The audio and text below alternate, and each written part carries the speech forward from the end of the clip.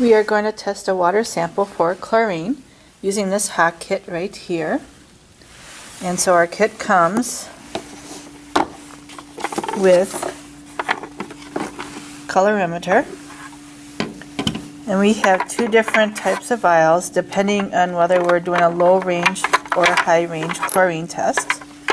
Our kit can do total chlorine using this DPD reagent, or we can do free chlorine using this DPD reagent.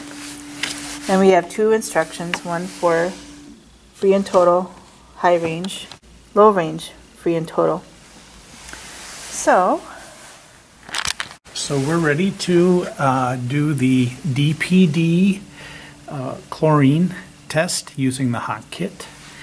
Today we'll be doing the total chlorine, total residual chlorine. This is a page out of the Green Bay Metropolitan Sewerage District, or you may know them as New Water.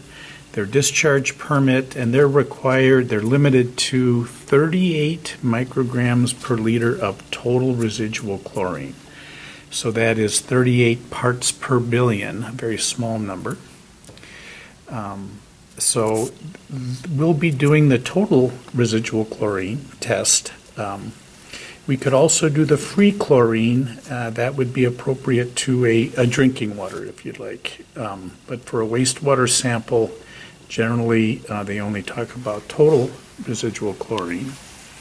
I do have our sample here. I do not have effluent from New Water, which is where their limit applies. We're just going to run it on tap water today, and we'll see a little residual chlorine in our tap water.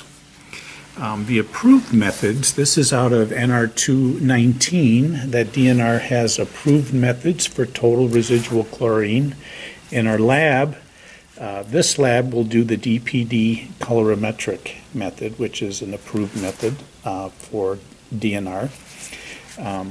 There'll be another video on the use of the ion selective electrode method, which is also approved. There are others as well. The amperometric is a titration. If you're interested, that is in our Green WEF manual, the procedure for that. Though that is not on the DNR laboratory certification exam, so we're going to skip that one. And there is an idiometric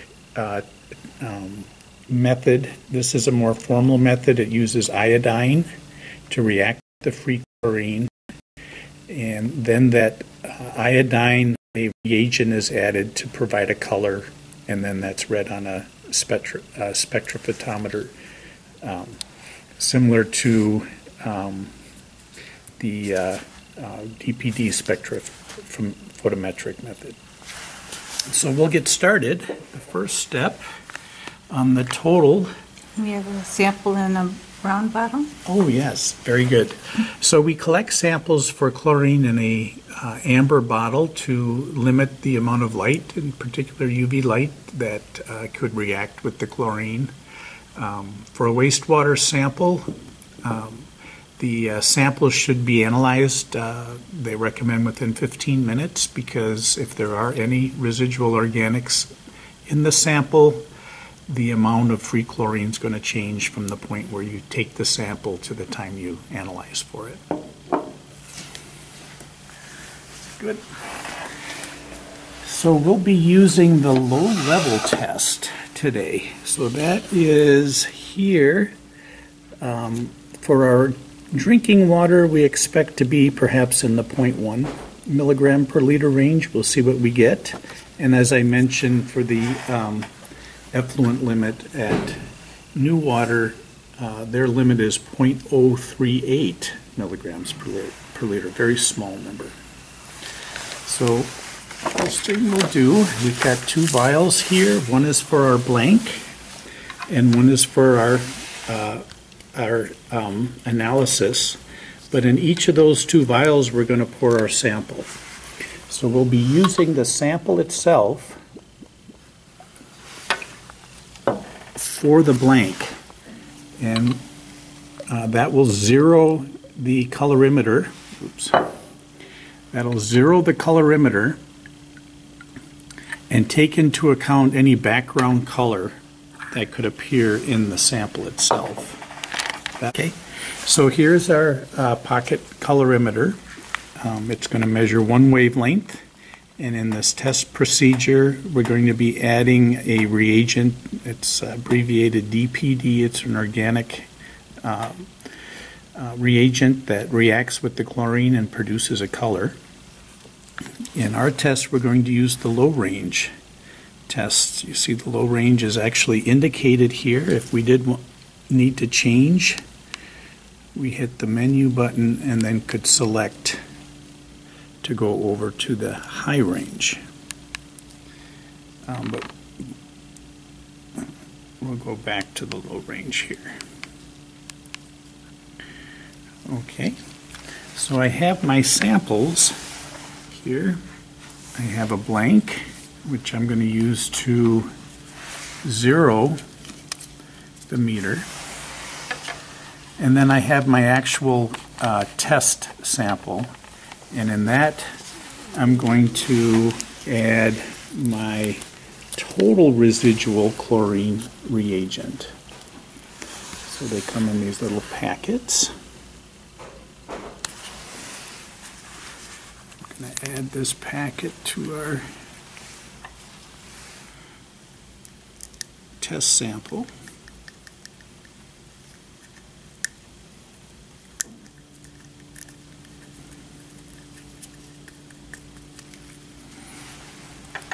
Okay. And let me see, we'll allow that to react. Mix that up here. And if I look at the instructions, that's required to react for... It's like 20 seconds. Oh, just 20 seconds. Okay, I'll take a look at the clock here. Alright, so we got to go back in the steps here and read our blank. Okay, so we're ready to read the blank. Yeah, get that apart. And let me wipe that blank off. Wipe the blank. And then we do this, we are using the glass for the low level. And you see that triangle is pointed to the front. And we'll put on the cover. And we'll read the blank here. And it's going to subtract out any color that shows up in the sample itself.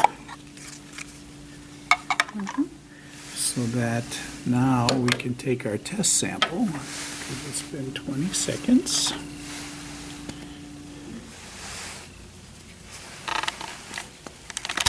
Oh, I'll wipe that down.